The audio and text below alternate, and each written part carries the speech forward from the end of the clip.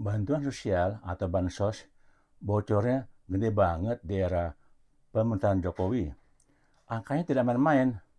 Dana sebesar 250 triliun rupiah yang seharusnya menjadi hak warga miskin ternyata penerimanya salah sasaran.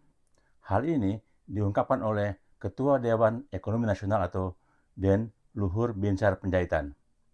Menurut Pak Luhut, lewat akun Instagramnya yang dikutip Minggu 9 Februari 2025, hanya separuh, yaitu 250 triliun rupiah dari total anggaran bansos sebesar 500 triliun rupiah yang tepat sasaran.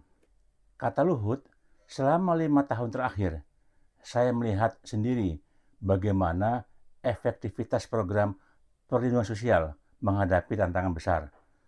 Dari total 500 triliun rupiah anggaran bansos, hanya separuh yang benar-benar sampai ke tangan yang berhak menerima.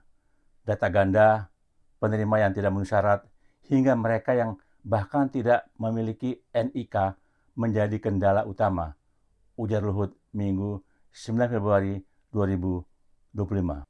Demikian Republik Merdeka Online atau rmol.id Ahad 9 Februari 2025.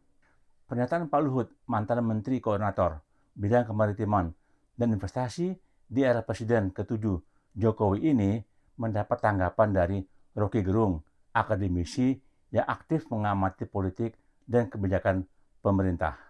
Gerung menegaskan bahwa pernyataan Pak Luhut ini harus ditindaklanjuti, harus dilakukan audit, karena peran bansos ini adalah satu upaya untuk jadi social safety net bagi mereka yang rentan terkena badai ekonomi.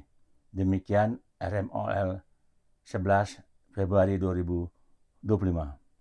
Sependapat dengan Rocky Gerung, audit wajib dilakukan karena rakyat ingin tahu kemana mengalirnya dana bansos yang salah sasaran sebesar 250 triliun rupiah tersebut.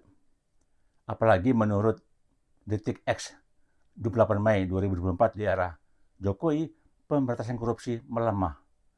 Agenda pemberantasan korupsi periode kedua Jokowi dinilai semakin amburadul.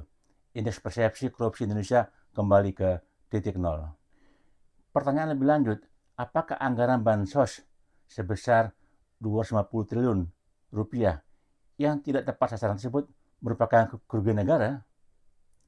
Supaya kita tidak menduga-duga, sebaiknya Presiden Prabowo atau DPR meminta Badan Pemeriksa Keuangan atau BPK melakukan audit atas pendistribusian bansos yang salah sasaran, seperti yang dinyatakan oleh Pak Luhut tersebut di atas.